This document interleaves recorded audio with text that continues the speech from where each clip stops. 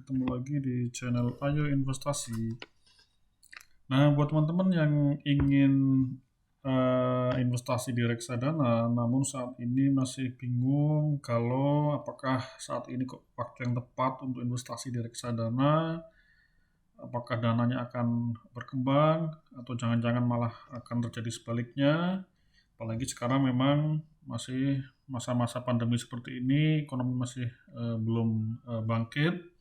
Nah, ayo kita sama-sama intip secara langsung bagaimana nasib investasi reksadana, utamanya reksadana syariah di tahun pandemi 2020 kemarin. Apakah pada terjungkal semua, pada berantakan, pada negatif, atau sebaliknya?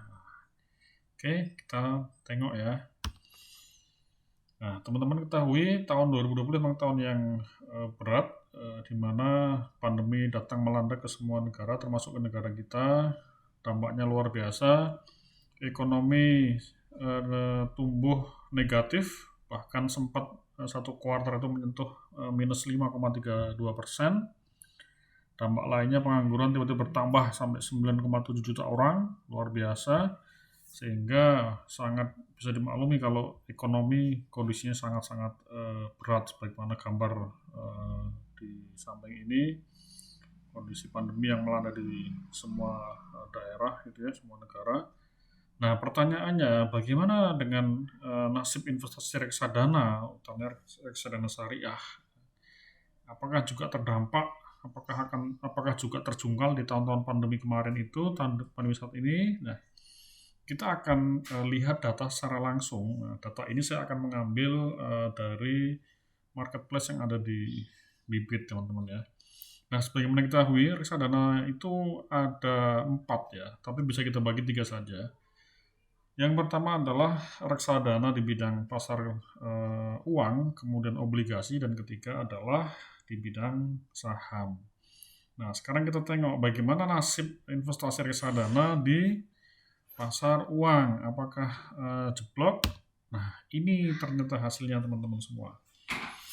Jadi, menurut catatan Bibit untuk periode Januari 2020 sampai Januari 2021, dari beberapa reksadana yang terpilih yang ada di marketplace Bibit, ini ada 5. Ya. Jadi, Sukor Invest, BNI, Manulife, Mandiri, dan Schroeder. Di luar dugaan di tahun 2020, tahun bersama dengan pandemi, ekonomi negatif, ternyata mereka mampu mencetak hasil yang positif. Tidak ada satupun yang negatif. Ini luar biasa. Di saat investasi tempat lain pada negatif dan segala macam, ternyata justru positif. Kita lihat di sini yang saya lingkarin merah ini Sukor Invest leading dengan pencapaian positif 6,75%. Ini sudah cukup jauh di atas rata-rata bunga deposito bank. Ya, jadi ini dapat kita lihat sendiri, ternyata nasib reksadana di pasar uang syariah di tahun pandemi kemarin itu masih tumbuh cukup baik gitu ya. Nah, sekarang bagaimana dengan reksadana berikutnya? Reksadana di bidang obligasi. Ini teman-teman ada 4 yang ada di Bibit. Pertama Espring, kedua Majoris, 3 Bahana, dan keempat adalah Mandiri. Nah, Espring ini bisa mencatat pertumbuhan yang luar biasa. Dia walaupun obligasi namun bisa mencetak positif 11%.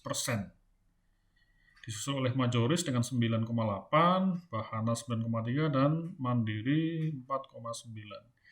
Yang mengejutkan, meskipun obligasi itu dianggap sebagai investasi yang memiliki risiko moderat, namun di tahun yang penuh risiko mereka semuanya mencetak hasil yang positif dengan perolehan semuanya di atas rata-rata deposito. Ini sebuah surprise menurut saya gitu ya. Nah, kemudian yang ketiga, bagaimana nasib di investasi reksadana di sektor yang orang bilang paling beresiko, yaitu sektor saham. Jangan-jangan di saham inilah semua pada terkubur gitu ya. Nah, kita lihat. Nah, ada 9 reksadana saham syariah yang tercatat di Bibit, yaitu dari Skor Invest ya, TRIM, Manulife, BNP, Batavia, dan Reksa, Prinsipal Mandiri, dan Simas. Di luar dugaan juga ternyata dari 9 itu tidak semuanya negatif, bahkan Sukor Invest lagi-lagi leading dengan perolehan yang justru sangat-sangat mengejutkan.